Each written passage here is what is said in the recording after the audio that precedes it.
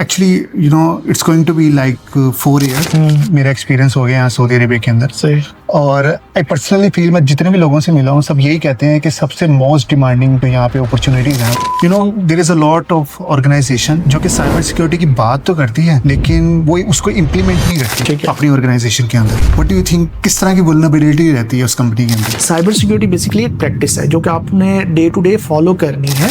ऐसा नहीं है कि आपने एक टूल ले लिया, फॉर एग्जांपल अगर आप VAPT का टूल की बात कर रहे हैं कि आपने VAPT का टूल अप्लाई कर दिया, आपने सिस्टम में डिप्लॉय कर दिया और आप कहेंगे जी अब मैं VAPT की तरफ से जो है वो मैं बेफिक्र हो गया हूँ कि मुझे VAPT का कोई मसला नहीं है क्योंकि मेरे पास ऑलरेडी टूल है, ठीक है। लेकिन जब ऑडिटर आएगा तो वो ये नहीं देखेगा कि आपके पास टूल है या नहीं। अच्छा, एक्चुअली अब मैं मतलब कि कुछ स्टूडेंट्स हैं, प्रोफेशनल्स हैं जो पाकिस्तान के अंदर हैं, ठीक है। पहले तो एज अ फ्रेश ग्रेजुएट में हुआ, मेरे माइंड में है कि यार मैंने साइबर, क्योंकि मैं अगर यूनिवर्सिटी के अंदर ना मेरे माइंड में सबसे पहले साइबर सिक्योरिटी से रिलेटेड आता है, भाई मैंने तो हैकर बनना है, ठीक है यार, चलो भाई कुछ ग्रुप्स ज्वाइन करते हैं, किस तरह से हैकर बनते हैं, छोटी छोटी चीजें करना, वाईफाई हैक कर लेना, समथिंग लाइक, ठीक है।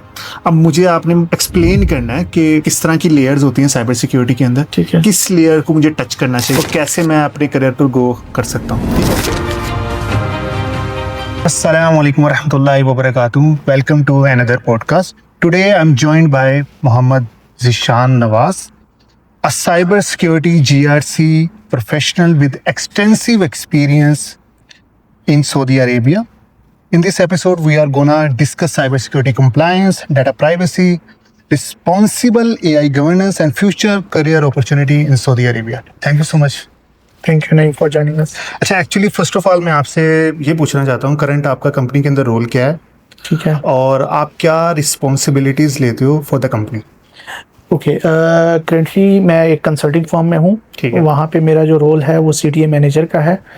CTA बेसिकली एक डिवीजन है उस कंपनी के अंदर जो कि GRC रिलेटेड सर्विसेज वगैरह को डील कर रहा होता है। अच्छा, GRC के अंदर दो तरह की चीज़ें होती हैं, एक ऑपरेशनल साइड होती है और एक आपके पास कंसल्टेंसी साइड होती है। ठीक है, सॉरी टू इंटरप्ट यू, पहले मुझे ये बताएं सिंपल वर्ड्स के अंदर GRC होता क्या है? ओके, सो GRC बेसिकली 3 वर्ड्स का कॉम्बिनेशन है, गवर्नेंस, रिस्क एंड कंप्लायंस। ठीक है। बिल्कुल सिंपल वर्ड्स में बात की जाए तो गवर्नेंस का मतलब ये होता है कि आपने इस तरह की पॉलिसीज, प्रोसेस और प्रोसीजर्स इस्टेब्लिश करने हैं ऑर्गेनाइजेशन के अंदर टू गवर्न द फ्रेमवर्क और to govern the rule to cyber security governance. अच्छा, रिस्क जो है वो सिंपल है, रिस्क असेसमेंट करना होता है, लेकिन GRC में मतलब आप जो है वो डिपेंडेंट होते हो just to focus on cyber security risk. ठीक है। और कंप्लायंस जो है उसमें आपके पास जो भी रेगुलेटर होता है उस एंटिटी का, उस कंपनी का, तो आपने उससे कंप्लाई करना होता है, उसके जो फ्रेमवर्क एप्लीकेबल होते हैं उस ऑर्गेनाइजेशन पे। ठीक है, तो that is the minimum requirement of GRC। ठीक है, तो governance, risk and compliance, and this is the definition of GRC। ठीक है, तो ये GRC हम यानी कि उस कंट्री की रूल्स एंड रेगुलेशन के मुताबिक होता है या ये ऑल ओवर द वर्ल्ड एक स्टैंडर्ड है? अच्छा, GRC फॉलो करता है। हाँ, जो GRC है ये इंटरनेशनल रेगुलेशंस के अंडर आता है, ये हर कंट्री के अंदर होता है। ठीक है। फॉर एग्जांपल जैसे KSA में है तो KSA में आपने सबसे पहले देखना है कि आप जिस ऑर्गेनाइजेशन में हैं या अगर आप उसकी को कंसल्टेंसी प्रोवाइड कर रहे हैं उस ऑर्गेनाइजेशन को, तो आपने सबसे पहले ये चेक करना है कि उसको रेगुलेट कौन करता है। यहाँ पे मल्टीपल रेगुलेटरी बॉडीज हैं, जैसे CMA है, सामा है, NC है, तो एक तो ये चीज़ हो गई। दूसरा ये होता है कि आपने GRC जो है वो अगर किसी दूसरी कंट्री के अंदर है, फॉर एग्जांपल UAE के अंदर है, तो वहाँ पे ISO 27001 एक स्टैंडर्ड है, उससे आप कंप्लाई कर सकते हैं। तो GRC is a common thing, मतलब कि आप इसको जो है ना वो मल्टीपल जगहों पे अप्लाई कर सकते हैं। ठीक है, हर ऑर्गेनाइजेशन के ऊपर डिपेंडेंट होता है कि वो रेगुलेटेड किससे है, कंट्री पे डिपेंड होता है कि वो कौन सी कंट्री के अंदर है और उसमें कौन से रूल्स फॉलो करने हैं। ठीक है, let's get back to your position, company's position where you are discussing about the GRC and the other things. Okay, so the other thing is I'm also dealing with AI governance, क्योंकि rapidly बहुत ज़्यादा AI grow कर रहा है KSA के अंदर, तो मैं AI governance को भी डील कर रहा हूँ CTA यूनिट के अंदर। ठीक हो गया, बेहतरीन हो गया। तो कैसा एक्सपीरियंस जा रहा है आपका सऊदी अरेबिया के अंदर? मेरा सऊदी अरेबिया के अंदर एक्सपीरियंस बहुत अच्छा है, क्योंकि यहाँ पे आपके पास सबसे पहली चीज़ तो ये है कि इनके पास अमाउंट लिमिटेशन नहीं है। इनको जो लेटेस्ट टेक्नोलॉजी या लेटेस्ट स्टैक्स चल रहे होते हैं वो आपको इजीली अवेलेबल होते हैं किसी भी ऑर्गेनाइजेशन के अंदर। ठीक है, और उसके अलावा जो है वो वर्क लाइफ बहुत बैलेंस्ड है यहाँ पे सऊदी अरेबिया में एज़ कम्पेयर टू पाकिस्तान या अदर कंट्रीज अगर आप कंपेयर करें तो। और तीसरा ये है कि प्रेशर इन्वायरमेंट बहुत ही कम आपको मिलता है यहाँ। ठीक है, वैसे ये वेरी करता है company to company, but I personally feel also कि यार एक वर्क लाइफ बैलेंस तो है। हाँ देखिए, कंपनी टू कंपनी वेरी करता है, लेकिन यहाँ पे मैंने इस वक्त तक जो है वो 3 से 4 कंपनीज में काम किया है। ठीक है, मैंने हर जगह पे जो है वो यही देखा है कि अंटिल की कोई प्रेशर इन्वायरमेंट नहीं है या कोई प्रेशर सिचुएशन नहीं है तो आपको प्रेशर नहीं दिया जाता। ठीक है, आपको बहुत इजी माहौल में रखा जाता है, आप अपनी जो डे टू डे एक्टिविटीज़ हैं उसके ऊपर फोकस करते हैं और हर चीज़ जो है वो एक प्लान के तहत चल रही होती है। ठीक हो गया। Actually you know it's going to be like 4 years मेरा एक्सपीरियंस हो गया यहाँ सऊदी अरेबिया के अंदर। सही। और आई पर्सनली फील, मैं जितने भी लोगों से मिला हूँ सब यही कहते हैं कि सबसे मोस्ट डिमांडिंग जो यहाँ पे अपॉर्चुनिटीज़ हैं वो साइबर सिक्योरिटी है। वाई? अच्छा, साइबर सिक्योरिटी की मोस्ट डिमांडिंग इसलिए है कि साइबर सिक्योरिटी अब इवॉल्व हो रहा है यहाँ पे। ठीक है, यहाँ पे अगर आप 5 year या 6 year बैक करें तो वहाँ पे साइबर सिक्योरिटी के कॉन्सेप्ट कोई इतना क्लियर नहीं था, मतलब साइबर सिक्योरिटी की कोई इंपॉर्टेंस समझी नहीं जाती थी। फिर यहाँ पे बहुत सारे रेगुलेटरी बॉडीज बने, जैसे कि NCA बना, सामा बना, इन्होंने अपने फ्रेमवर्क्स इस्टेब्लिश किए, तो इन्होंने कंपनीज को पुश किया कि आप एटलीस्ट मिनिमम बेयर जो है वो आप इस स्टैंडर्ड को फॉलो करें। ठीक है, अगर जब उस स्टैंडर्ड को फॉलो करने की बात आए तो वो साइबर सिक्योरिटी स्टैंडर्ड है, तो उनको साइबर सिक्योरिटी प्रोफेशनल्स ने ही इम्प्लीमेंट करवाना है। ठीक है। अभी जैसे आपने 2 टेक्निकल या कंपनीज के नेम लिए हैं, सामा एंड NCA, ये एक्चुअली क्या है, मतलब कि आप थोड़ा डिटेल में बताएं ओके कैसे वर्क करती है। ओके, जो सामा है ये भी एक रेगुलेटरी बॉडी है और NCA भी रेगुलेटरी बॉडी है। इसके अलावा भी कोई है? इसके अलावा CMA भी है, यानी कि ये भी Saudi entity, capital market authority. ठीक है, तो ये तीनों में मतलब कि डिफरेंस क्या है? और मतलब कि ये क्या काम करती हैं और इनको इनके कंप्लायंस किस तरह इंप्लीमेंट करते हो आप? ओके, सो बेसिकली जो सामा है वो रेगुलेट करता है आपके फिनटेक को, बैंक्स को और क्रेडिट ब्यूरोज को। ठीक है, तो आपकी सऊदी अरेबिया के अंदर जितने भी बैंक्स हैं, फिनटेक हैं या फिर आपका क्रेडिट ब्यूरो है, वो रेगुलेट करेगा सामा। ठीक है, तो सामा का एक फ्रेमवर्क है that is called Sama CSF और सामा BCM। ठीक है, सामा CSF basically cyber security framework है, उसके अंदर मल्टीपल क्लॉज हैं, मल्टीपल कंट्रोल्स हैं, तो आपने 1 by 1 सारे कंट्रोल्स को किसी भी ऑर्गेनाइजेशन के अंदर देखना होता है, चेक करना होता है कि ये इम्प्लीमेंट है या नहीं है। Same goes with NCA। NCA जो है वो नेशनल साइबर सिक्योरिटी अथॉरिटी है, जो जितनी भी ऑर्गेनाइजेशन सऊदी अरेबिया के अंदर एग्जिस्ट करती हैं उन पे सब पे NCA रेगुलेट करता है। ठीक है, सो और जो तीसरा है वो CMA है, कैपिटल मार्केट अथॉरिटी है। जितनी भी आपकी कैपिटल मार्केट से रिलेटेड ऑर्गेनाइजेशन है वो सारी जो है वो CMA डील करता है, जिसमें आपका जो है वो कैपिटल से रिलेटेड हो गया या फिर आपकी जो फाइनेंशियल इंस्टीट्यूट जो कि कैपिटल को डील कर रही हैं उनसे रिलेटेड रेगुलेट करता है।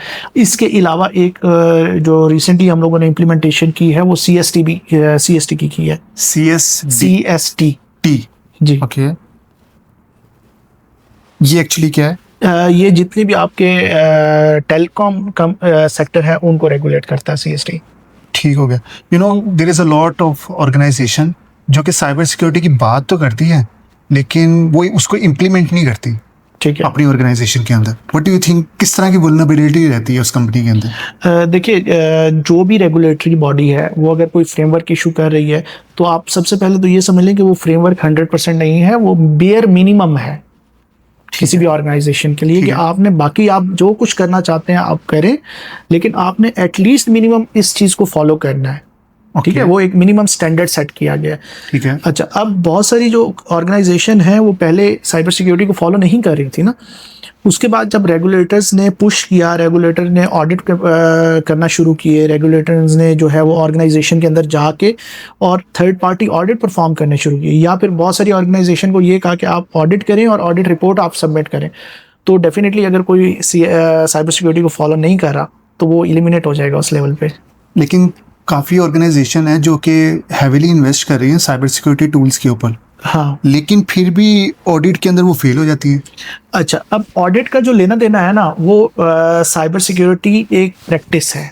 ठीक है, ठीक है, बहुत सारी ऑर्गेनाइजेशन में बहुत सारे लोगों को ये लगता होगा कि हम साइबर सिक्योरिटी टूल इंप्लीमेंट कर लेंगे तो हम साइबर सिक्योरिटी कंप्लाई हो जाएंगे। साइबर सिक्योरिटी बेसिकली एक प्रैक्टिस है जो कि आपने डे टू डे फॉलो करनी है।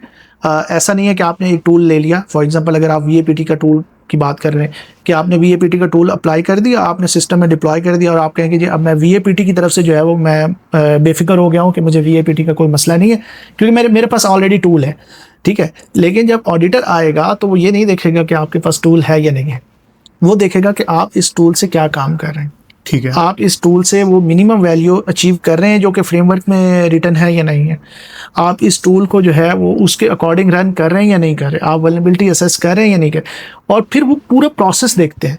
वो ये नहीं देखते कि आपने सिर्फ वल्नरेबिलिटी रिपोर्ट निकाली और रिपोर्ट निकालने के बाद आपने कहा जी हमारे पास 500 वल्नरेबिलिटीज आइडेंटिफाई हुई या 600 आइडेंटिफाई हुई। वो ये देखेंगे कि इस आइडेंटिफाइड वल्नरेबिलिटीज का आपने क्या किया, ठीक है, इसको प्रोसेस कैसे किया।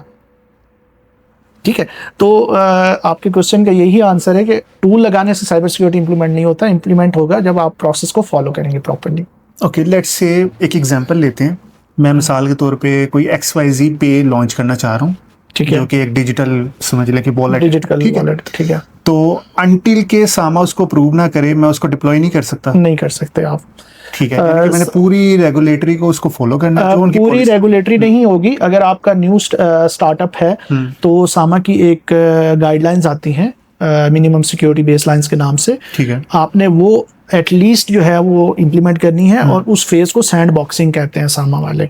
ठीक हो ठीक है, तो उस फेज में सामा आपको रेगुलेट करेगा। आपने अपने आप वो सारी रिक्वायरमेंट इंप्लीमेंट करनी है और फिर आपने सामा को रिपोर्ट सबमिट करनी है कि भी ये जो आपने रिक्वायरमेंट बोली थी ये मैंने सबमिट कर दी, ये उसके एविडेंसेस हैं और ये उसकी ऑडिट रिपोर्ट है। ठीक हो गया। वो जब आप सामा को सबमिट करेंगे तो उसके बाद सामा आपको लाइसेंस देगा। तो इसमें कोई थर्ड पार्टी भी इन्वॉल्व होती है जो कि सामा के बिहाफ पे सब चीजें चेक कर रही होती है? अच्छा, दो चीज़ें होती हैं। जैसे सामा जो है वो मिनिमम सिक्योरिटी बेसलाइंस के मामले में वो ओपन है। वो कहता है कि जी आप जो भी ऑर्गेनाइजेशन यहाँ पे कंसल्टिंग ऑर्गेनाइजेशन एग्जिस्ट करती हैं, आप उनसे कंसल्टिंग रिपोर्ट लेके आ जाएं या ऑडिट रिपोर्ट लेकर आ जाएं। Like where you are working right? Where I was working, I am currently working now. Okay, तो उसमें फिर ये होता है कि उनकी रिपोर्ट एक्सेप्टेबल होती है सामा को। लेकिन जब वो ऑर्गेनाइजेशन इस्टेब्लिश हो गई, आपको लाइसेंस मिल गया, आपने अपना लाइसेंस इस्टेब्लिश कर लिया, आपने अपनी प्रोडक्ट लॉन्च कर दी, तो प्रोडक्ट लॉन्च करने के फ़ौरन बाद जब उससे थोड़ा पहले, दोनों कंडीशन में depending on Sama based on the product, वो आपके पास ऑडिटर इंटरनल लेकर आएंगे अपना, ठीक है, और वो फिर दोबारा से ऑडिट करेंगे। और सामा जितनी भी एंटिटीज हैं उनको टाइम टू टाइम ऑडिट करता रहता है। ओके। अच्छा, आपने जैसे स्टार्टिंग में AI गवर्नेंस की बात की थी, जी, तो व्हाट डू यू थिंक कि AI किस तरह से इवॉल्व है और ओबियसली गवर्नमेंट पर्सपेक्टिव से जो भी रेगुलेटरी है हाँ। होगी कुछ ना कुछ, मुझे लगता है, जी। तो उसके बारे में थोड़ा सा एक्सप्लेन करिए। ओके, सो जो सामा AI गवर्नेंस है ना, देखिए पहले हमारे पास साइबर सिक्योरिटी गवर्नेंस की सिंपल चीज़ें होती थी कि मतलब हमने पॉलिसीज बना दी, प्रोसीजर बना दिए, इस्टेब्लिश कर लिए, रिस्क असेसमेंट कर लिया। लेकिन जब AI इवॉल्व होना शुरू हुई आपकी मार्केट के अंदर, तो आपको अब सिंपल गवर्नेंस से काम नहीं चलेगा, आपको AI गवर्नेंस करना है। ठीक है, ठीक है, अब AI गवर्नेंस की दो चीज़ें हैं। बहुत सारी ऑर्गेनाइजेशंस जो हैं वो रिस्ट्रिक्ट कर देती हैं कि हम AI यूज़ ही नहीं करने देंगे। ठीक है, तो इसका मतलब ये है कि जो सिंपल गवर्नेंस है हमारे पास, उससे हमारा काम चल जाएगा। ठीक है, ठीक है, जो साइबर सिक्योरिटी गवर्नेंस है। लेकिन ऐसा नहीं होता। आप किसी भी तरीके से AI को इस वक्त तो रोक लेंगे, ठीक है, लेकिन आने वाले वक्त में AI जिस तरीके से इवॉल्व होती जा रही है, आपके वैल्यू ऐड हो रही है, तो आप बजाय उसको रिस्ट्रिक्ट करने के आप उसको गवर्न करेंगे कि भाई आप अपने रूल्स रेगुलेशंस बनाएंगे, आप पॉलिसीज बनाएंगे ऑर्गेनाइजेशन के अंदर। फॉर एग्जांपल, जैसे अगर कोई ऑर्गेनाइजेशन है वो कहती है मैंने AI यूज़ करना है, लेकिन मुझे इसके अंदर जो है वो आप गवर्नेंस की कोई पॉलिसी बना के दे दें। ठीक है, ठीक है, तो अब उसमें हम लोग फिर उनको पॉलिसीज इस्टेब्लिश करके देंगे कि आप, ठीक है, आप AI गवर्नेंस AI यूज़ करें, लेकिन इन चीज़ों को फॉलो करते हुए। ठीक है। मिसाल के तौर पे अगर मैं प्रोग्रामर हूँ, मैं किसी बैंकिंग सेक्टर में या फिनटेक कंपनी में काम करता हूँ जी, और मैं चैट GPT यूज़ नहीं कर सकता, ठीक है, तो आप क्या एक मेरे लिए कोई पॉलिसी बनाएंगे कि मैं किस तरह से कोड कॉपी करूँ और पेस्ट करूँ? अच्छा, अब इसमें हमारे पास क्या होता है कि सबसे पहले तो हम लोगों ने इसमें डाटा प्राइवेसी इन्वॉल्व हो जाती है। ठीक है, ठीक है, इसके बाद डाटा मैनेजमेंट इन्वॉल्व होती है। इसके अलावा बहुत सारी चीज़ें जब ऑर्गेनाइजेशन वाइज हम देखते हैं, तो हम देखते हैं कि अगर एक सोर्स कोड आपके पास है, तो आप उस सोर्स कोड को चैट GPT पे डाल के क्या हेल्प लेना चाह रहे हैं। ठीक है, ठीक है, तो अगर वो सोर्स कोड है, उसके अंदर किसी क्लाइंट का नाम है, क्लाइंट की कोई लाइब्रेरीज हैं, ठीक है, ठीक है, अगर आप वो चैट GPT को दे देंगे तो वो तो पब्लिक हो जाएंगे। हाँ बिल्कुल ऐसे है। ठीक है, तो बहुत सारी ऑर्गेनाइजेशन जो हैं वो फिर इस चीज़ को रिस्ट्रिक्ट करने के लिए वो पॉलिसीज बनाती हैं कि आपने या तो क्लाइंट का नाम अल्टर कर दें, ठीक है, या आप उस डाटा को डमी डाटा में कन्वर्ट करें, या आप उस डाटा को मास्किंग कर दें ताकि वो डाटा जो है वो अपनी असल हालत में रिट्रीव ना हो सके। और आपकी आइडेंटिटी भी जाहिर ना हो कि किस ऑर्गेनाइजेशन से किस क्लाइंट ने किसका डाटा जो है वो चैट जीपीटी पे डाला है। ठीक है, जैसे हम जनरेटिव एआई की बात कर लेते हैं। अब जनरेटिव एआई लास्ट 2025 के अंदर बहुत ज़्यादा इवॉल्व हुई है। जी। ठीक है, तो हम कैसे मतलब कि खुद को बचा सकते हैं, मतलब एज अ यूज़र? मैं मतलब कि होता है ना कि आप अपने कन्वीनियंस के लिए दे देते हो क्रेडेंशियल कि यार आप ही डिप्लॉय कर दो, ठीक है। हाँ। जी। तो हम मतलब कि किस तरह, अब डेफिनेटली मुझे लगता है कि ओपन एआई की तरफ से भी कुछ ना कुछ रेगुलेटरी होगी, पॉलिसीज होंगी, जो बिल्कुल कि यानी कि मेरा अगर डाटा है तो मेरे तक ही रहे, किसी और यूजर तक ना पहुंचे। अच्छा, इसमें एक तो को पायलट का फैक्टर है। ठीक है, बहुत सारी ऑर्गेनाइजेशंस जो हैं वो लिमिट करने के लिए सिर्फ आपको को पायलट अलाउ कर देते हैं। ठीक है। ठीक है, लेकिन को पायलट के बैक पे भी सिक्योरिटी लगा होता है। ठीक है। वो चेक कर रहा होता है, जिसमें डीएलपी इन्वॉल्व हो जाता है। आपका ठीक है। डाटा लॉस प्रिवेंशन टूल होता है। ठीक है, वो चेक कर रहा होता है कि आपने उस टूल के अंदर या एआई टूल के अंदर कोई किसी किस्म का कोई कॉन्फिडेंशियल या रिस्ट्रिक्टेड डाटा तो नहीं डाल दिया। ठीक है। अगर वो डाल दिया तो वो आपकी क्यूरी एआई तक जाने ही नहीं देगा, वो पहले ही रोक लेगा और आपको डीएलपी की तरफ से एक वार्निंग मैसेज आ जाएगा। ठीक है। ठीक है, तो इस तरीके से आप इसको एज अ ऑर्गेनाइजेशन बेस्ड रोक सकते हैं। ठीक है, और एज अ पर्सन बेस्ड सबसे पहले तो अवेयरनेस होनी चाहिए आपके यूजर्स के अंदर कि भाई आपने जिस पॉलिसी को बनाया है उसको आप अपने यूजर्स को इन्फॉर्म करें कि आप एआई यूज करें, लेकिन इन शर्तों को फॉलो करते हुए। ठीक हो गया। ठीक है, अगर आप इन शर्तों को फॉलो करते हुए नहीं यूज करेंगे तो फिर डीएलपी अपना एक्शन लेगी या फिर आपका कोई और जो टूल है वो अपना एक्शन लेगा। लेकिन एट द एंड आपकी सिचुएशन यही होती है कि आपने डाटा को रोकना है पब्लिक होने से। इन अ सेंस लेट्स से अगर मैं कोपायलट यूज कर रहा हूं तो डीएलपी मुझे ट्रैक कर रही होती है कि मैं क्या बिल्कुल कर रही होती है। डीएलपी का एजेंट हर वक्त चल रहा होता है। ठीक है, आप कोपायलट पे जो चीज डालते हैं वो पहले डीएलपी में जाके चेक होती है, वो वहां से पास होती है तो वो कोपायलट के पास जाता है और फिर कोपायलट आपको रिजल्ट देता है। और अवेयरनेस पॉइंट ऑफ व्यू से सबसे बेहतरीन मैसेज यही होता है कि आप किसी भी ऑर्गेनाइजेशन का डाटा एज इट इज जो है वो चैट जीपीटी पे या को पायलट पे ना डालें। ठीक है, so what do you think के एआई रिप्लेस कर सकती है साइबर सिक्योरिटी प्रोफेशनल्स को? रिप्लेस तो देखे नहीं कर सकती। रिप्लेसमेंट की जहाँ तक बात है, बहुत सारे लोग जो है वो इस चीज़ पे बहस कर रहे होते हैं कि एआई जो है वो साइबर सिक्योरिटी प्रोफेशनल्स को रिप्लेस कर देगी। रिप्लेस नहीं कर सकती। ठीक है, वो आपको ऐड ऑन कर सकती है। जहाँ पे पहले 5 साइबर सिक्योरिटी एक्सपर्ट चाहिए थे, वहाँ पे वो 1 या 2 पे आ सकती है। लेकिन अच्छा, इसकी मैं आपको एक एग्जांपल देता हूँ। फॉर एग्जांपल, मेरे पास कोई क्लाइंट आता है, वो कहता है कि मुझे जो है वो एक पॉलिसी बनानी है XYZ। मेरी ऑर्गेनाइजेशन में ये मेरे पास प्रोसेस है, ये फंक्शंस हैं, ये डिपार्टमेंट है, और मुझे इसके अकॉर्डिंग इस चीज़ की पॉलिसी बना के दे दे आप। मैं चैट जीपीटी को कहता हूँ कि जी मुझे वो पॉलिसी बना के दे दो। ठीक है, क्या चैट जीपीटी ने जो मुझे रिजल्ट दिया मैं उस पर 100% रिलाई कर सकता हूँ? नहीं। अगर तो मुझे मींस नॉलेज है ऑर्गेनाइजेशन के बारे में, मुझे पता है कि मैंने चैट जीपीटी से क्या पूछना और जो मुझे देगा मैं उसमें मैनेजमेंट कर सकता हूँ अपने माइंड को यूज करते हुए। ठीक है, तो इस आपके सवाल का जवाब भी यही है कि फिर रिप्लेस नहीं कर सकता। ठीक है, मैंने आपको एक ना एक पर्सन बीच में रिव्यू के लिए लाजमी चाहिए। So what do you think, मैं अगर एआई को यूज करके प्रोडक्टिविटी इंक्रीज कर रहा हूँ, ठीक है, फॉर द ऑर्गेनाइजेशन, तो दैट मींस मैं 10 लोगों का काम कर रहा हूँ। हाँ, इसलिए तो मैंने कहा ना कि कोई भी ऑर्गेनाइजेशन आपको आज रोक सकती है एआई के लिए कि जी आज आप हमारे पास जो बैठे हैं तो एआई यूज ना करें। लेकिन एक वक्त आएगा यही ऑर्गेनाइजेशंस आपको एआई यूज करने के लिए अलाउ करेंगी, क्योंकि इन्हें भी पता है, ऑर्गेनाइजेशंस को भी पता है, लोगों को भी पता है कि एआई से बचा नहीं जा सकता। ये नहीं कहा जा सकता कि मैं एआई यूज ही नहीं करूंगा। अगर आप आज एआई यूज नहीं करेंगे तो कल आप ऑब्सोलेट हो जाएंगे। ठीक है, तो आपने एआई को यूज करना है लेकिन एज अ फ्रेंडली वे।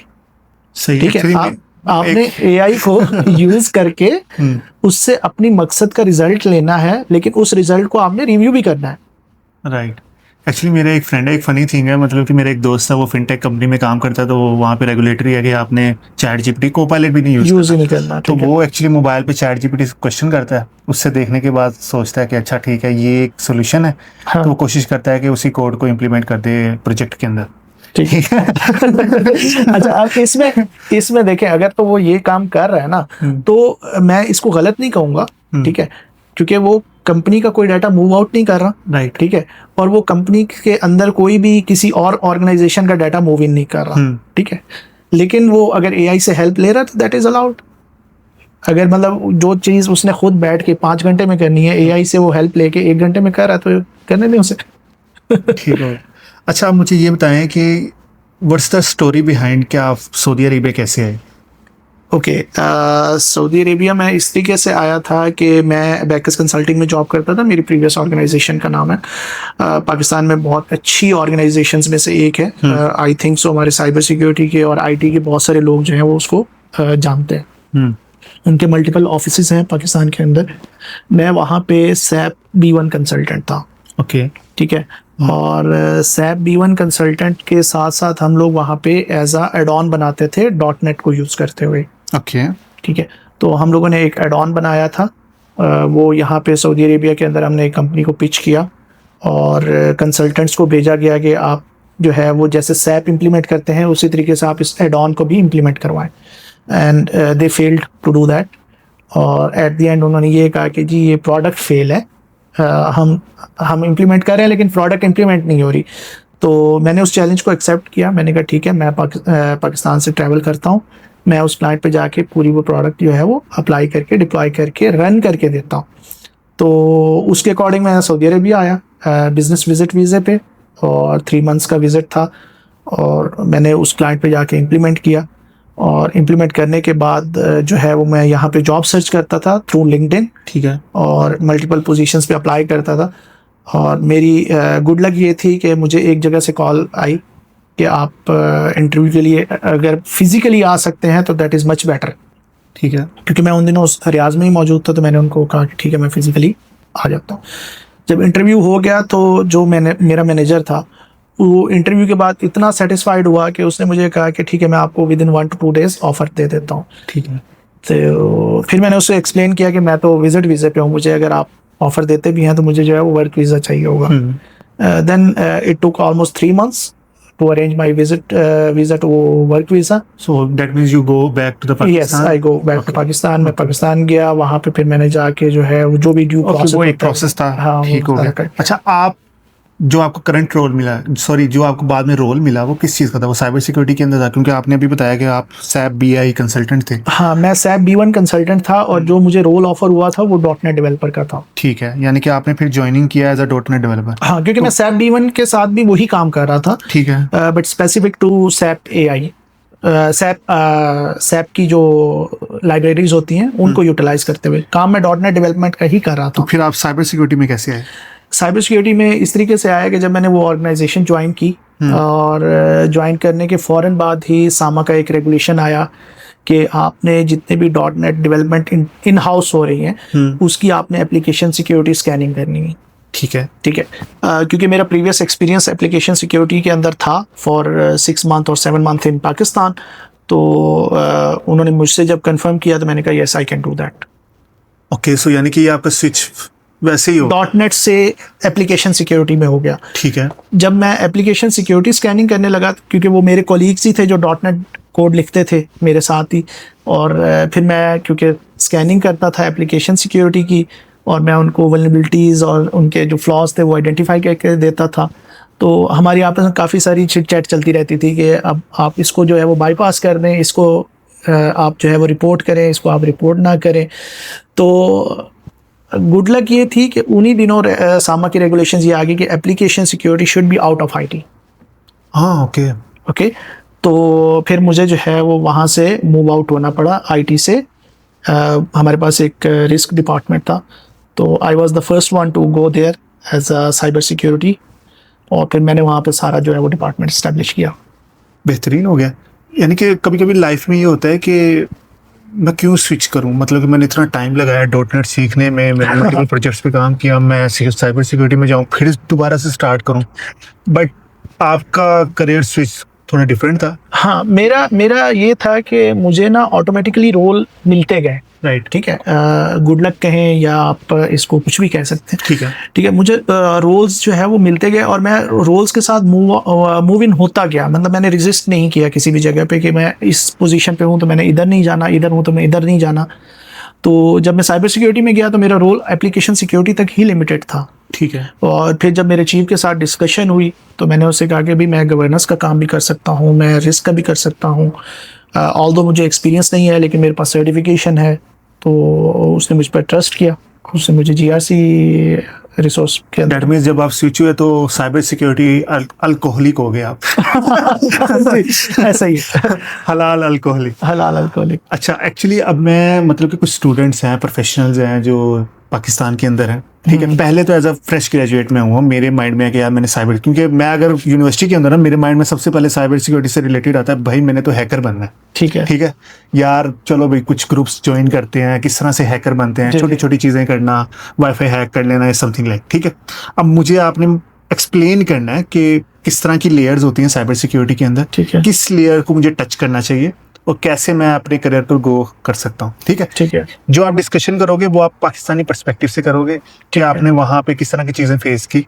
ठीक है, पहले हम वहाँ पे डिस्कशन करते हैं, फिर वो कैसे मूव कर सकते हैं सऊदी अरेबिया के अंदर, और फिर वो डिटेल में हम डिस्कशन करेंगे। ओके, साइबर सिक्योरिटी पाकिस्तान में जो है, जिस टाइम पे मैं पाकिस्तान में जॉब करता था उस वक्त साइबर सिक्योरिटी बहुत लिमिटेड था। ठीक है, बहुत सारी ऑर्गेनाइजेशंस को तो साइबर सिक्योरिटी की इंपॉर्टेंस का भी नहीं पता था कि एटलीस्ट ये चीज़ होनी चाहिए या नहीं होनी चाहिए। बहुत सारी ऑर्गेनाइजेशंस ऐसी थी जो सॉफ्टवेयर तो बना रही थी, लेकिन उन सॉफ्टवेयर की ना तो कोई सिक्योरिटी टेस्टिंग कर रहे थे, ना कुछ कर रहे थे, और वो सॉफ्टवेयर भी आउट ऑफ कंट्री के लिए, किसी ऑर्गेनाइजेशंस के लिए बनाते थे। तो मतलब ये है कि साइबर सिक्योरिटी का नॉलेज बहुत लिमिटेड था उस टाइम पे। ओके, ठीक है, और अब मैं जब सऊदी अरेबिया में आया, मुझे फील्ड मिली, फिर मैंने रिसर्च किया साइबर सिक्योरिटी की फील्ड के ऊपर कि मैं किस चीज़ में एक्सेल कर सकता हूँ। तो साइबर सिक्योरिटी बेसिकली एक अम्ब्रेला है। ठीक है, साइबर सिक्योरिटी अम्ब्रेला के अंडर बहुत सारी सब फील्ड्स आती हैं। ठीक है, जैसे कि आपकी सॉक की फील्ड है, ठीक है, आपकी VAPT की फील्ड है जिसमें रेड टीमिंग होती है, आपकी ब्लू टीमिंग होती है। ठीक है, उसके अलावा आपकी GRC की फील्ड है। GRC के अलावा जो है वो आपके पास साइबर सिक्योरिटी एश्योरेंस की फील्ड है। तो मल्टीपल फील्ड्स हैं। ठीक है, आपने सबसे पहले तो ये करना है कि आपका साइबर सिक्योरिटी के अंदर इंटरेस्ट किस चीज़ में है। ठीक है। मुझे पहले जैसे आपने बताया SOC, SOC, red team, blue team, ये मुझे बताएं ये होता है क्या है? Okay, red team blue team जो है वो बहुत सिंपल काम है, मतलब जो भी फ्रेश ग्रेजुएट है वो कर सकता है। उसके कुछ टूल्स होते हैं, वो अपनी लैपटॉप पे डिप्लॉय करे और उसके बाद जो है वो उस पर खेलना शुरू कर सकता है कि मतलब मैंने ये चीज़ हैक करनी है, क्योंकि बहुत सारे पोर्टल्स हैं अवेलेबल, और काले लिनक्स एक बहुत अच्छा प्लेटफॉर्म है, वहाँ से आप ये काम कर सकते हैं। ठीक है, अगर आपका इंटरेस्ट VAPT के अंदर, पेनिट्रेशन टेस्टिंग के अंदर है, कि आप किसी भी सिस्टम के अंदर घुसना चाहते हो, उसको एक्सप्लॉइट करना चाहते हो, वो चीज़ सीखनी है, then you will go for the red and blue teeming.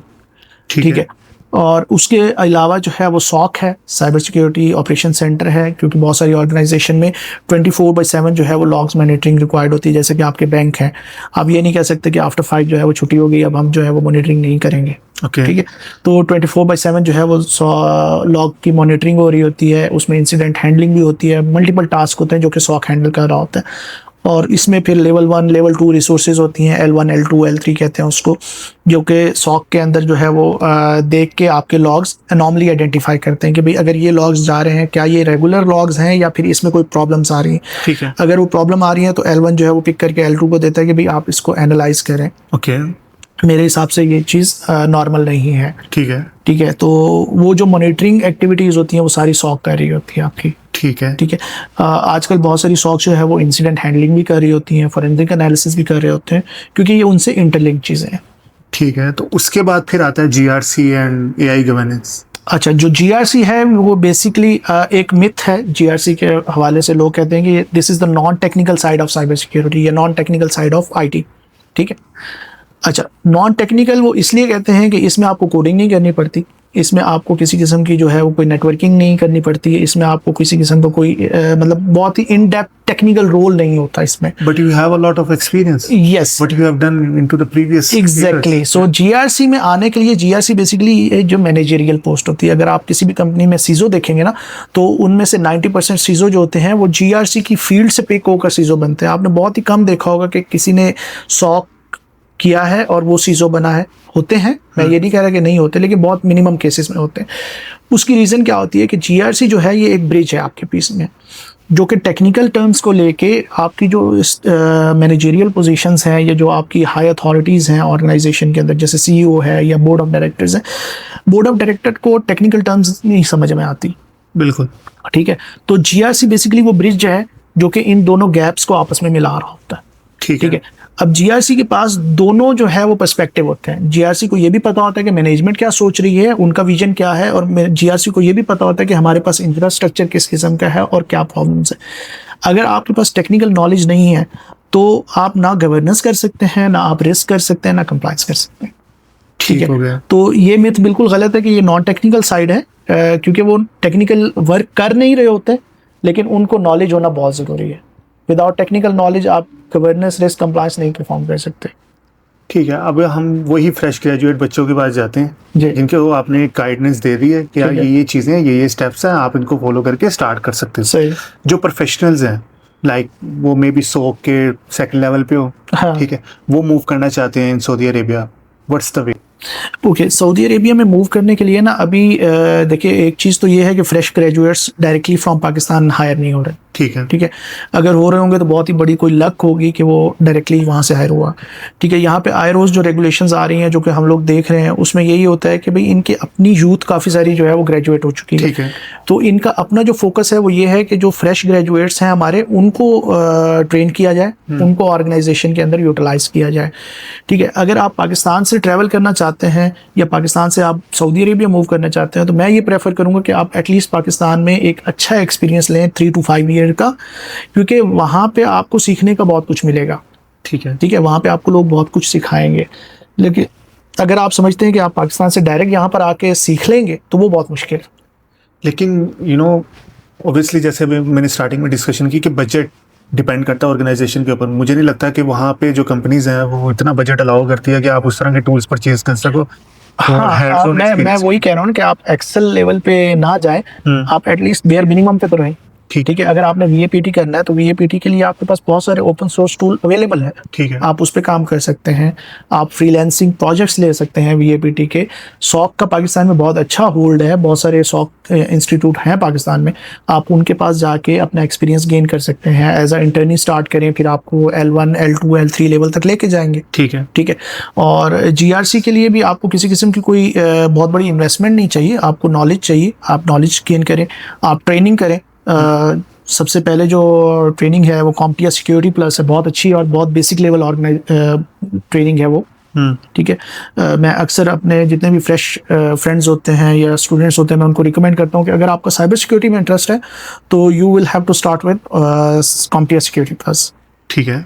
अच्छा, कॉम्पिया सिक्योरिटी प्लस कोई भी डिटेल वर्जन नहीं है, वो बिल्कुल आपको जो बेसिक चंक्स हैं साइबर सिक्योरिटी के, बेसिक टर्मिनोलॉजीज़ हैं, जैसे CIA है, कॉन्फिडेंशियलिटी, इंटेग्रिटी, अवेलेबिलिटी, AAA है, और बाकी जो चीज़ें हैं आपके इंट्रूजन क्या होती है, डिटेक्शन क्या होता है, फिशिंग क्या होती है, तो ये जितनी भी इसकी बेसिक नॉलेज है ना, वो आपको कॉम्पिया सिक्योरिटी प्लस से मिलेगी। ठीक है, आप जब कॉम्पिया सिक्योरिटी प्लस कर लेंगे ना, तो आपको खुद ही आइडिया हो जाएगा कि आगे आपने किस साइड पे जाना है। आपने गवर्नेंस को रखना है, आपने सॉक को रखना है, आपने कंप्लायंस की तरफ जाना है, या फिर आपने जो है वो VAPT करना है। तो इट्स वेरी इजी कि अगर आप कॉम्पिया सिक्योरिटी प्लस करेंगे तो आपको खुद आइडिया हो जाएगा कि आप किस साइड पे इंटरेस्ट बन रहा है। अच्छा, मैंने आपसे क्वेश्चन किया था जैसे प्रोफेशनल्स जो मूव करना चाहते हैं। हाँ, ठीक है, तो मतलब कि कैसे, क्या वे है कि मैं यहाँ पे मूव कर सकता हूँ, मैं एक अच्छी पोजीशन पे हूँ, 10 साल का मेरा एक्सपीरियंस हो गया, तो मैं कंफर्ट जोन में मतलब कि टिका हुआ हूँ, तो व्हाट डू यू थिंक कि यार मेरे माइंड में आता है यार अब मेरा प्लान है बाहर जाने का, तो Saudi is a growing market, तो how we can come here in Saudi Arabia? अच्छा, सऊदी में आने के लिए देखिए, मैंने एक तो आपको टूल बताया कि लिंक्डइन है। ठीक है, उसके अलावा बहुत सारी अदर जॉब साइट्स हैं, बहुत सारी रिक्रूटिंग फर्म्स हैं पाकिस्तान के अंदर जो कि रिक्रूट कर रही होती हैं सऊदी अरेबिया के लिए, UAE के लिए, ओवरऑल गल्फ के लिए। ठीक है, तो आप उनसे कांटेक्ट कर सकते हैं, आप अपना एक्सपीरियंस उनको शेयर कर सकते हैं कि मुझे इस चीज़ का एक्सपीरियंस है। सबसे पहले तो ये कि आप किसी भी एक चीज़ के अंदर मास्टर हो। ठीक है, अगर आपने फॉर एग्जांपल साइबर सिक्योरिटी के अंदर ही मास्टर करना है, तो आप किसी एक फील्ड के अंदर मास्टर हो।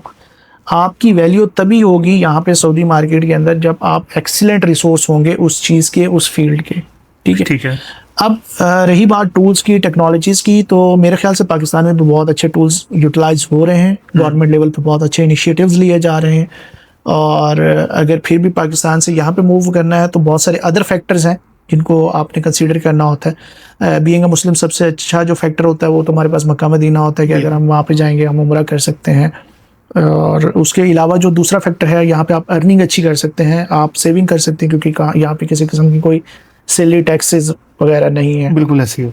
अच्छा, आपने सर्टिफिकेशंस काफ़ी की हैं, पता नहीं मुझे क्यों लगता है कि मैं जिस साइबर सिक्योरिटी बंदे से मिलता हूँ तो उनको अपने आप को बताना होता है कि भाई हम मार्केट में हैं विद सर्टिफिकेशन। तो जैसे CISM, CRI, SC, IS, ISO 27001, CDPP and AIGP जी सारी एक्सप्लेन करें।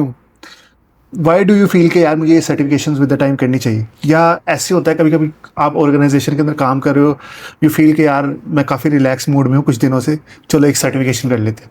अच्छा, ऐसा नहीं होता। देखिए सर्टिफिकेशन जो है ना वो just like a star in your CV.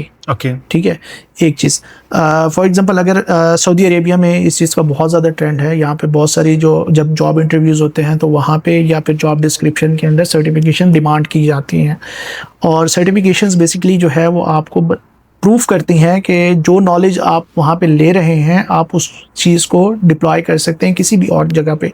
ठीक है, सीज़म जो है मैंने सबसे पहले जो है वो सीज़म से स्टार्ट किया था, that is a cyber security information security manager, certified information security manager sorry. तो इसमें मल्टीपल डोमेन्स होते हैं। ये इसाका की सर्टिफिकेशन है। इसाका एक बॉडी है जो कि सर्टिफिकेशन देती है साइबर सिक्योरिटी से रिलेटेड।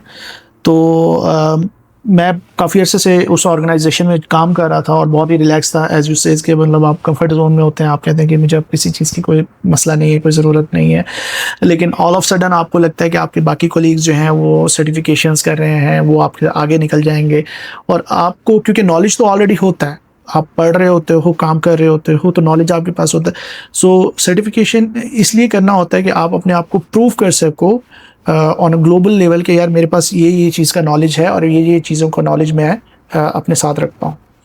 ठीक है, लेकिन सम टाइम लाइक काफ़ी लोगों ने सर्टिफिकेशंस की होती हैं लेकिन उसका कोई फ़ायदा भी नहीं हो रहा होता फॉर द इंटरव्यू। अच्छा, साइबर सिक्योरिटी की सर्टिफिकेशन देखिए दो चीज़ें होती हैं। जैसे मैंने किया, मैंने सबसे पहले एक्सपीरियंस गेन किया और एक्सपीरियंस गेन करने के बाद मैंने सर्टिफिकेशन की। ठीक है। ठीक है, बहुत सारे लोग ऐसे होते हैं कि जो सर्टिफिकेशन करते हैं और उनके पास एक्सपीरियंस नहीं होता उस चीज़ का। ठीक है, सर्टिफिकेशन करना दो तरह से है कि मतलब आपको नॉलेज है, आपको एक्सपीरियंस है, आप सर्टिफिकेशन के लिए अपेयर हों और आप जो भी क्वेश्चंस हैं आप उनको आंसर करें और आप वहाँ से क्वालिफाई हो जाए। दूसरा ये होता है कि बुक्स होती हैं, क्वेश्चन बैंक होते हैं, आप उनको स्टडी करें, उनको समझें कि क्वेश्चन बैंक कैसे आ रहा है, क्वेश्चन किस तरीके से जो है वो ड्राफ्ट किया जा रहा है। तो अगर आप उस मेथड को क्रैक कर लेते हैं तो भी आप सर्टिफाइड हो जाते हैं। लेकिन मेरा पर्सनल ओपिनियन ये है कि आप सर्टिफिकेशन के साथ साथ एक्सपीरियंस नहीं गेन करेंगे ना तो फिर उस सर्टिफिकेशन का आपको फ़ायदा नहीं होगा। ठीक हो गया। ठीक है, तो ये दोनों चीज़ें साथ लेके चलने वाली हैं, मतलब एक्सपीरियंस और सर्टिफिकेशन बोथ। ठीक है, लेट्स से मैं एक साइबर सिक्योरिटी का फ्रेश ग्रेजुएट हूँ जी। अब तो वैसे भी पूरी डिग्री साइबर सिक्योरिटी के अंदर आ गई। हाँ, तो आप किस तरह से मेरा इंटरव्यू कंडक्ट करेंगे, मतलब कि मुझे क्या आना चाहिए, किस तरह से आप टेक्निकल कन्वर्सेशन करेंगे मेरे साथ कि यार बताएं मुझे। ओके। देखिए अगर आप फ्रेश ग्रेजुएट हैं साइबर सिक्योरिटी के और आप कहते हैं कि जी मैं आपका इंटरव्यू कंडक्ट करूं, तो मैं आपसे सबसे पहले तो बेसिक नॉलेज पूछूंगा ना कि साइबर सिक्योरिटी की जो टर्म्स हैं, टेक्नोलॉजीज़ हैं जो कि सिर्फ साइबर सिक्योरिटी में यूज़ हो रही हैं, क्या उन टर्म्स टेक्नोलॉजीज़ का आपको पता है या नहीं है।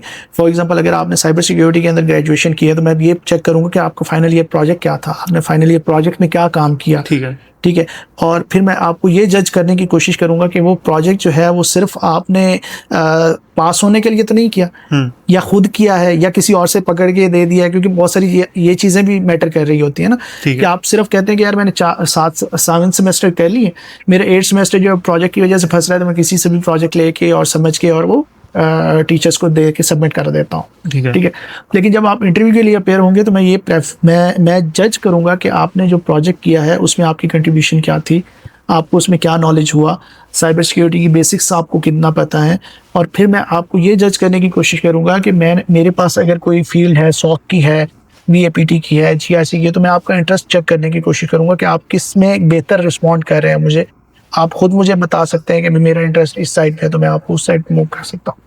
ठीक है, अब मैं 5 ईयर एक्सपीरियंस के साथ लेवल 2 पे हूँ सॉक के अंदर, सही है। कैसे कंडक्ट करेंगे आप इंटरव्यू? अच्छा, अब जैसे सॉक लेवल 2 पे आप आ गए ना तो फिर मैं आपके साथ फुली प्रोफेशनल वे में इंटरव्यू कंडक्ट करूंगा। मैं आपसे पूछूंगा कि आपको सॉक का क्या आइडिया है, आपने कितने इंसिडेंट रिस्पॉन्सेज किए हैं, आपने अगर मैं आपको सिनेरियो बेस कर दूंगा ना फिर उसके बाद कि भाई मैं आपको ये सिनेरियो दे रहा हूँ कि आपको लग रहा है कि फॉर एग्जांपल एक आपकी इन्वायरमेंट है जो कि क्लोज इन्वायरमेंट है, फॉर एग्जांपल सऊदी अरेबिया की इन्वायरमेंट है। ठीक है, और उस ऑर्गेनाइजेशन के जितने भी यूजर्स हैं वो सारे सऊदी बेस्ड हैं।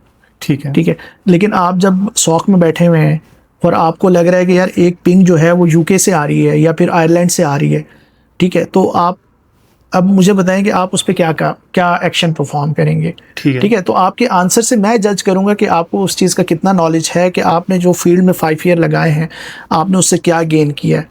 तो मैं रेदर देन बेसिक की तरफ जाने के फिर मैं प्रोफेशनल वे में आपसे जो है वो सिनेरियो बेस्ड क्वेश्चंस करना अच्छा, एक साइबर सिक्योरिटी एक्सपर्ट प्रोग्रामिंग भी करता है क्या, या सिर्फ वो टूल्स को यूटिलाइज करता है कि इसको किस तरह से बेहतर तरीके से यूज़ किया जाए, और जो भी यूज़ केस है, जो भी उसने करना है, वो बाय टूल्स सब कुछ इम्प्लीमेंट करे? अच्छा, साइबर सिक्योरिटी प्रोग्रामिंग नहीं हो रही होती। साइबर सिक्योरिटी में बहुत सारे जो टूल्स हैं, आप उन टूल्स के अंदर अपनी क्यूरीज लिख रहे होते हैं, और मोस्टली लोग ये समझते हैं कि जो क्यूरीज हैं वो प्रोग्रामिंग है। Basically programming total different thing. Cyber security में प्रोग्रामिंग बहुत कम हो रही होती है, ओवरऑल हो ही नहीं रही होती। ठीक है। ठीक है, तो आप जो है वो क्यूरीज लिख रहे होते हैं। हर टूल की डिफरेंट क्यूरीज होती हैं। ठीक है। ठीक है, अगर आप सॉक के किसी भी टूल पे काम कर रहे हैं तो आपको उस टूल की क्यूरी आनी चाहिए अपना रिजल्ट लेने के लिए। ठीक है, उसमें मतलब कि एआई मुझे काफी हेल्प कर सकता है। हाँ, उसमें आपको एआई जो है वो हेल्प कर सकता है कि अगर आप किसी भी क्यूरी में फंस रहे हैं तो आप एआई से हेल्प ले सकते हैं कि मेरे पास ये टूल है, ठीक है, और मैं इससे ये क्यूरी करके ये रिजल्ट लेना चाह रहा हूँ। तो एआई आपको हिंट दे देगा कि आप ये वाली क्यूरी डालेंगे तो आपको आपके मतलब का रिजल्ट मिल जाएगा उससे। ठीक हो गया। जैसे आपने सोक में बात किया कि मिसाल के तौर पे मैं सऊदीया में बैठा हूँ, पिंग मुझे यूके से आ रही है जी, ठीक है, तो इसमें मल्टीपल चीजें होती हैं, मल्टीपल सिनेरियो से आप सोचते हो कि ये हो क्या रहा है। हाँ, तो मैंने आपको एक सिनेरियो दिया ना, तो अब आप मुझे इस पे रिस्पॉन्ड करें कि आप क्या सोचते हैं। फॉर एग्जांपल कि अगर आपका 5 ईयर का एक्सपीरियंस सॉक का है और आप इंटरव्यू के लिए अपेयर हुए हैं, मैंने आपको ये सिनेरियो दे दिया, तो आप इस पे क्या सोच रहे होंगे, मतलब क्या करेंगे? सबसे पहले काउंटर अटैक हो रहा होगा, मतलब कि आप, मैं कुछ भी बोलूंगा आप उसके अगेंस्ट पूछोगे अच्छा ये क्यों सोचा। हाँ, ठीक है, तो मैं उस पे सिनेरियो रेज करूंगा ना। अब फॉर एग्जांपल जैसे मैंने आपको क्वेश्चन फ्लैग किया है ना, तो आपका सबसे पहले रिस्पॉन्ड होगा कि मैं उस एक्सेस को ब्लॉक कर देंगे। ठीक है, हाँ बिल्कुल ठीक, सबसे हाँ, पहला सिंपल, हाँ ये सिंपल आंसर यही होगा ना कि ये अगर वहां से एक्सेस होने की कोशिश कर रहा है यूके से कोई, तो मैं उसका एक्सेस ब्लॉक कर दूंगा। तो मेरा काउंटर क्वेश्चन होगा कि अगर वो एक्सेस करने वाला आपका जो है वो सी लेवल एग्जेक्टिव हुआ जो कि छुट्टियों पे यूके गया हुआ है, फिर क्या करेंगे? मुझे तो आइडिया नहीं, लेकिन हाँ, तो मैं वही कर रहा हूँ ना कि फिर हम सिनेरियो बेस्ड क्वेश्चंस करते हैं ये जज करने के लिए कि उसकी एक्सपर्टीज क्या है। ठीक हो गया।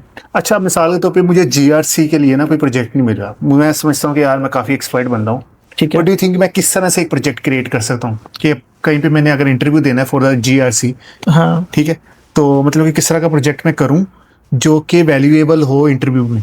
ओके, अब जीआरसी का फॉर एग्जांपल आपको प्रोजेक्ट नहीं मिल रहा लेकिन आपने जो है वो जीआरसी में काम करना है, तो आप सिनेरियो बेस कर सकते हैं कि फॉर एग्जांपल आप एक सिनेरियो बनाएं कि आपकी एक कंपनी है XYZ जो कि आपने इस्टेब्लिश की है सऊदीया में, पाकिस्तान में, या किसी भी जगह पे, जो कि फिनटेक है या नॉन फिनटेक है या एनसीए रेगुलेट करता है या किस में करता है। ठीक है, तो फिर आप उसमें एनसीए के रेगुलेटरी फ्रेमवर्क उठाएंगे। अगर वो एनसीए के रेगुलेशन में है, सामा में है, तो आप सामा का CSF उठाएंगे। फिर आप उसके अकॉर्डिंग जो है वो पॉलिसीज बनाना शुरू करेंगे। सामा का जो फ्रेमवर्क है वो डिवाइड करता है कि वो कुछ कंट्रोल्स में कहता है कि आपको इस चीज़ के लिए पॉलिसी चाहिए, इस चीज़ के लिए आपको प्रोसीजर चाहिए, इस चीज़ के लिए आपको स्टैंडर्ड चाहिए।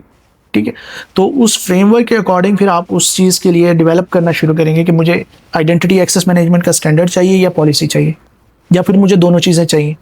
ठीक है, तो ये आप एक सिनेरियो बनाएं कि मेरी एक कंपनी है जो कि यहाँ पे है और ये उसको रेगुलेट करता है, मतलब कोई भी रेगुलेटर, और फिर उस रेगुलेटर का कोई भी फ्रेमवर्क जो कि आपने इंप्लीमेंट करना है उस ऑर्गेनाइजेशन में, तो उसके अकॉर्डिंग फिर आप जो है वो सबसे पहले गवर्नेंस से स्टार्ट लें, पॉलिसीज इस्टेब्लिश करें, प्रोसीजर इस्टेब्लिश करें, डॉक्यूमेंट करें उस चीज़ को, और फिर सिनेरियो के आगे बढ़ते चले जाएं कि भाई मैंने इसमें आइडेंटिटी एक्सेस मैनेजमेंट करना है, मैंने इसमें जो है वो नेटवर्क सिक्योरिटी अप्लाई करना है, ईमेल सिक्योरिटी करना है। तो वो सिनेरियो फिर आप खुद ही डेवलप करते जाएंगे और आपको पता चलता जाएगा कि मैंने किस तरीके से कंपनी इस्टेब्लिश की और उसके अंदर CSF कैसे इम्प्लीमेंट किया। ठीक हो गया। अभी जैसे आपने एक बात की थी कि सर्टिफिकेशन एक स्टार CV के अंदर रिप्रेजेंट करती है आपको, लेकिन मिसाल के तौर पे अगर मेरे पास नॉलेज हो सामा का, NCA का, CMA का और CST का, हाँ, ठीक है, अगर मैं पाकिस्तान के अंदर हूँ, मैंने मेंशन किया CV के अंदर कि मुझे इनकी रेगुलेटरी का पता है और इनके फ्रेमवर्क का मुझे आइडिया है, मैं उनको यूज़ तो नहीं कर सकता पाकिस्तान में बैठ के, राइट, लेकिन ये कि मुझे आइडिया है, वो एक प्लस पॉइंट बन जाएगा मेरा एक एम्प्लॉयर तक पहुंचने या इंटरव्यूअर तक पहुंचने के लिए जो कंडक्ट करेगा मेरा इंटरव्यू? अब जैसे यहाँ पे सऊदी अरेबिया में कोई भी पोस्ट आती है ना, फॉर एग्जांपल किसी फिनटेक में आई है, अगर वो पाकिस्तान से भी हायरिंग कर रहे होते हैं तो वो साथ जॉब डिस्क्रिप्शन में लिख रहे होते हैं कि हमें जो है वो इस रेगुलेटरी फ्रेमवर्क का बंदा चाहिए जिसको इस चीज़ का एक्सपीरियंस हो। ठीक हो गया। तो मैं पाकिस्तान में बैठ के इनकी रेगुलेटरी को मतलब कि कैसे? बिल्कुल कर सकते हैं, क्योंकि इनकी वेबसाइट्स पब्लिक हैं। ठीक है, ठीक है, इनके फ्रेमवर्क्स पब्लिक हैं। ठीक है, इनके प्रोसेस, प्रोसीजर्स, डॉक्यूमेंटेशन, कंट्रोल सब पब्लिक है। अच्छा, मैं उसको फ्रेमवर्क्स को डाउनलोड कर सकता हूँ या एक्सेस कर सकता हूँ? आप उन फ्रेमवर्क्स को डाउनलोड करें, ठीक है, आप उन फ्रेमवर्क को पढ़ें, आप फ्रेमवर्क को समझें कि उसकी रिक्वायरमेंट क्या है, और आप उसको जो है वो ट्राई टू इम्प्लीमेंट करें एक डमी कंपनी बना के, डमी डाटा बना के, तो आप कर सकते हैं। मतलब उसमें अच्छा, कोई इस तरह की रेगुलेटरी फ्रीलांस पे एम्प्लॉयज हायर करती है? एम्प्लॉयज बहुत कम कर रही है, लेकिन कर रही है। ठीक है। उसकी प्रॉब्लम ये होती है ना कि यहाँ पे अगर आप किसी भी ऑर्गेनाइजेशन में फॉर एग्जांपल सामा का या एनसीए का कोई प्रोजेक्ट लेते हैं, तो प्रोजेक्ट का मतलब ये नहीं है कि आपने एक डमी पॉलिसी बना के उनको दे देनी है। आपने उस पॉलिसी को समझने के लिए उनकी इन्वायरमेंट समझनी है। इन्वायरमेंट समझने के लिए वो ऑर्गेनाइजेशन आपको डाटा शेयर करेगी, अपना बिजनेस प्रोसेस शेयर करेगी। तो यहाँ पे फिर रेगुलेशंस आ जाती हैं कि भाई क्या ये हम किसी बाहर के बंदे से फ्रेमवर्क या रेगुलेशंस या ये नॉलेज शेयर कर सकते हैं या नहीं कर सकते। ठीक है। What do you think in future कौन सी स्किल सबसे बेस्ट है साइबर सिक्योरिटी के अंदर? देखिए, सारी चीज़ें बेस्ट है। मतलब आप ये नहीं कह सकते कि भाई SOC खत्म हो जाएगा या GRC खत्म होगा। ख़त्म कुछ नहीं होने वाला। ठीक है, हर चीज़ अपनी जगह पे एग्जिस्ट करेगी। ठीक है, ठीक है, AI के आने के बाद सारी चीज़ें जो है वो नेक्स्ट लेवल ज़रूर चली जाएंगी, लेकिन ख़त्म कुछ नहीं होगा। ठीक है, ठीक है। अब आपने SOC की मॉनिटरिंग है, SOC की मॉनिटरिंग आप AI के हवाले तो कर सकते हैं, लेकिन अगर उसमें से कोई फ्लॉज निकल रहे हैं, जैसे मैंने आपको सिनेरियो एक दिया, अगर उसमें AI मुझे जो है वो फ्लैग कर देता है कि यार ये प्रॉब्लम है, और मैं AI को कहता हूँ कि अच्छा ये प्रॉब्लम है, तो आप इसको ब्लॉक कर दें। ठीक है, और थोड़ी देर के बाद मुझे ईमेल आ जाती है कि जी मेरा एक्सेस जो है वो ब्लॉक हो रहा है। ठीक है, ठीक है, तो इस तरीके से ये है कि आपको पर्सन इन्वॉल्वमेंट तो चाहिए हर चीज़ में, और फील्ड जो इतनी भी है मेरे ख्याल से और ज़्यादा क्रिएट होंगी साइबर सिक्योरिटी में। जैसे AIGP, AI गवर्नेंस जो है ये रिसेंटली एक सेपरेट फील्ड के तौर पे बनती जा रही है। ठीक है। पहले साइबर सिक्योरिटी गवर्नेंस थी या GRC था, अब AI गवर्नेंस भी टोटली एक सेपरेट होती जा रही है, क्योंकि उसका सरफेस एरिया डिफरेंट है। ठीक है। तो ये सारी चीज़ें इवॉल्व ज़रूर होंगी, नेक्स्ट लेवल तक ज़रूर जाएंगी, लेकिन ख़त्म मेरे ख्याल से नहीं होती। तो मैं AI गवर्नेंस को आफ्टर GRC सोचूंगा कि जिसका GRC का एक्सपीरियंस होगा वो मेरे ख्याल से देखें, गवर्नेंस का AI गवर्नेंस जो है वो नेक्स्ट लेवल थिंग है ना। आपको पहले तो गवर्नेंस का पता होना चाहिए। Right. आप GRC कर लें तो आपको गवर्नेंस का आइडिया हो जाएगा। कुछ और मतलब कि आप सिर्फ पढ़ना चाहते हैं गवर्नेंस के हवाले से, रिस्क और कंप्लायंस को साइड पे करके, तो आप उसको पढ़ें।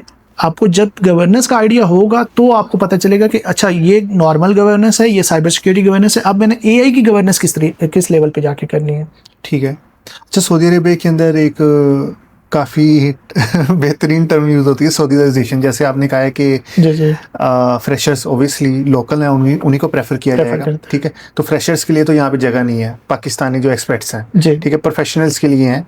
और ओबियसली जो सऊदीजाइजेशन होती है इन अ सेंस वो ये होती है कि अपने लोकल्स जो अपना टैलेंट है उसी को ही हायर किया जाए, उनको सिखाया जाए। बिल्कुल। तो व्हाट डू यू थिंक कि कौन सी स्पेसिफिक फील्ड्स हैं जो कि मोस्टली आपने सऊदीज को देखा है? देखिए, GRC में दो चीज़ें हैं। मैंने जैसे स्टार्ट में आपको बताया कि एक कंसल्टेंसी है और एक ऑपरेशंस है। ठीक है, ठीक है। ऑपरेशंस का टास्क डिफरेंट होता है, कंसल्टिंग फर्म्स का टास्क डिफरेंट होता है।